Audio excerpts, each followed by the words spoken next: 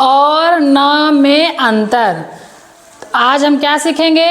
र और न, कहाँ हम र का प्रयोग करें और कहाँ न का प्रयोग करें। सबसे ज़्यादा कन्फ्यूजन इसमें होती है कि कौन से शब्द में कहाँ पे हमें र लगाना चाहिए और कहाँ पे न लगाना चाहिए। होती है ना, कहाँ हमें र लगाना चाहिए और कहाँ न लगाना चाहिए। तो चलो देखो, आज हम इसको देखेंगे, इसके कुछ रूल्स कि किस आधार पे हमें र और न का प्रयोग करना चाहिए। तो सबसे पहले बेटा जान लो कि र और न क्या है। ये होते हैं पंचमाक्षर, ये पंचमाक्षर में आते हैं र और न। अब पूछो पंचमाक्षर क्या है ना। अब ये सवाल होगा कि मैडम जी पंचमाक्षर क्या है। तो देखो बेटा, पंचमाक्षर देखो, ये हमने क्या लिखा है? क ख ग घ अंग। इसको हम क्या कहते हैं? ये जो ये पूरी लाइन है, एक लाइन क वाली लाइन, तो इसको हम क्या कहेंगे? क वर्ग। क वर्ग। अब क वर्ग क्यों कहेंगे? क्योंकि इन सब का मुखिया तो ये क है। क है। क्यों ये मुखिया है? क्योंकि ये आगे बैठा है ना। जैसे घर पे जो हमारे या आपके घर का जो मुखिया होता है वो कहाँ बैठते हैं? आगे दरवाजे पे बैठते हैं ना सबसे पहले। बाकी उन जो सदस्य होते हैं वो घर के अंदर रहते हैं। तो इसी तरह से ये क जो है ये मुखिया है, ये क। तो इसी के नाम पर ये इस लाइन का नाम पड़ गया क वर्ग। इस घर का नाम क्या है? क वर्ग। तो क वर्ग में कौन कौन से अक्षर हैं? क है, ख है, ग घ अंग, 5 अक्षर है इसमें। उसी तरह से देखो च वर्ग, च छ ज झ य। तो इसका मुखिया कौन है? च। तो मुखिया के नाम पे इस घर का नाम पड़ गया च वर्ग। ठीक है। उसी तरह देखो ट वर्ग, ट ठ ड ढ अ। तो इस घर का मुखिया कौन है? ट है। तो इसके नाम पे पड़ गया इस घर का नाम ट वर्ग। त वर्ग, त थ द ध न। तो इस घर का मुखिया कौन है? त। ये मुखिया है ना त। तो इसलिए इस घर का नाम पड़ गया त वर्ग। वैसे ही देखो प फ ब भ म। तो इस घर का मुखिया कौन है? ये प है। तो इसके नाम पे पड़ गया इस घर का नाम प वर्ग। समझ में आ गया? यानी जिस घर का जो मुखिया है उसके नाम पे इस घर का नाम पड़ा है। ठीक है। अब देखो बेटा, पंचमाक्षर क्या होते हैं? पंचमाक्षर यानी 5 अक्षर। ऐसे 5 अक्षर, ये जो देखो ये अंग, य, र, न और म, ये अंत के 5 अक्षर जो हैं इसे हम कहते हैं पंचमाक्षर। ठीक है। ये जो अक्षर है इसे कहते हैं पंचमाक्षर, 5 अक्षर। तो इसी में देखो ये र है और ये न है, इसी 5 अक्षर में से है ना। ये तो इसको हम कहते हैं पंचमाक्षर। र और न क्या है? पंचमाक्षर हैं। तो इतना तो समझ में आ गया। ये किस वर्ग के हैं? र किस वर्ग का है? तो ट वर्ग का। न किस वर्ग से है? तो त वर्ग से है। ठीक है। अब चलो देखते हैं इसके नियम कि कहाँ पे हमें र लगाना चाहिए और कहाँ पे न लगाना चाहिए।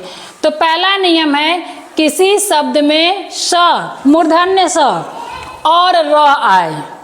किसी भी शब्द में ये मूर्धन्य स आए या र आए या फिर दोनों ही रहे, दोनों अक्षर आए। किसी भी शब्द में या तो ये मूर्धन्य स रहे या र रहे या दोनों अक्षर रहे, दोनों रहेगा तब भी। तो वहाँ पे जब न की ध्वनि होगी तो उस न की ध्वनि के लिए हम न का प्रयोग नहीं करेंगे, र का प्रयोग करेंगे। ठीक है। जहाँ न की ध्वनि होगी वहाँ न का प्रयोग न करके र का प्रयोग करेंगे। जैसे कृष्ण, देखो कृष्ण। अब कृष्ण न आ रहा है ना, कृष्ण, लेकिन क्यों हम यहाँ पे र लिखते हैं? क्योंकि उस शब्द में मूर्धन्य स है। जैसे मान लो यहाँ हम लिख दे रहे हैं कृष्ण, देखो बोलने पे तो ऐसे ही बोलेंगे ना, कृष्ण ना आ रहा है, लेकिन बेटा ये गलत है। लिखने में हम इसको ऐसे ना लिख करके ऐसे लिखेंगे कृष्ण। क्यों लिखेंगे? क्योंकि इसमें मूर्धन्य स आया है ना, तो इसलिए हम इसको, मान लो हमने कह दिया वर्ण ऐसे, या ये सही है? ये गलत है, ये सही नहीं है।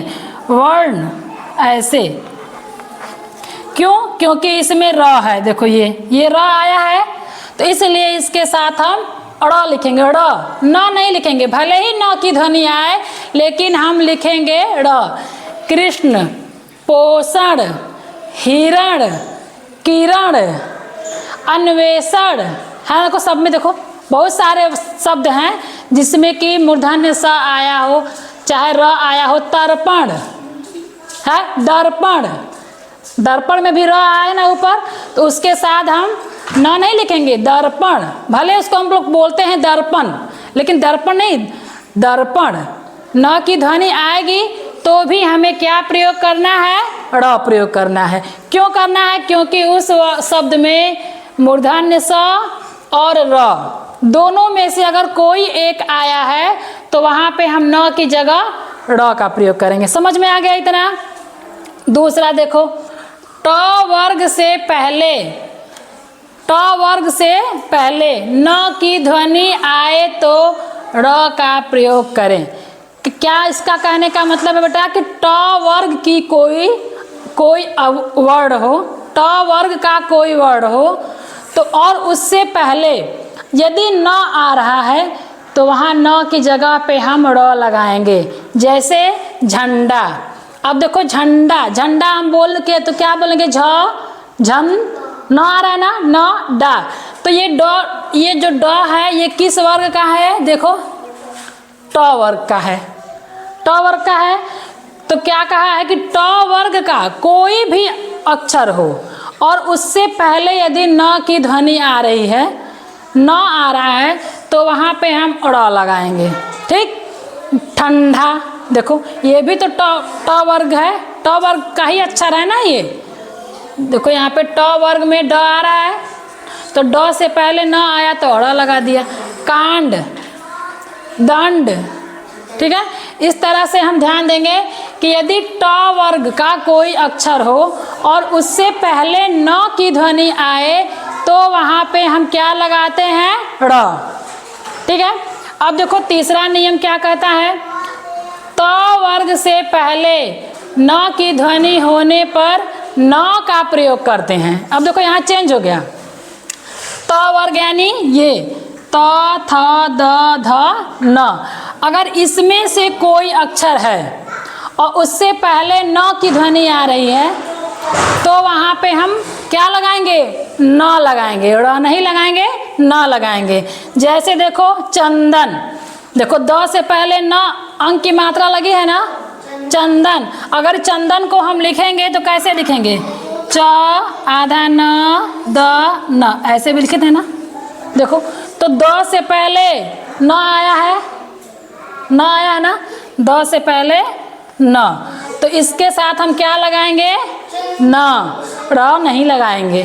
वैसे ही देखो मंद, द से पहले न आ रहा है, न आ रहा है ना मंद, तो कहाँ आ रहा है? द, त वर्ग से पहले, तो इसलिए हम इसको ऐसे भी लिखते हैं बेटा, मंद।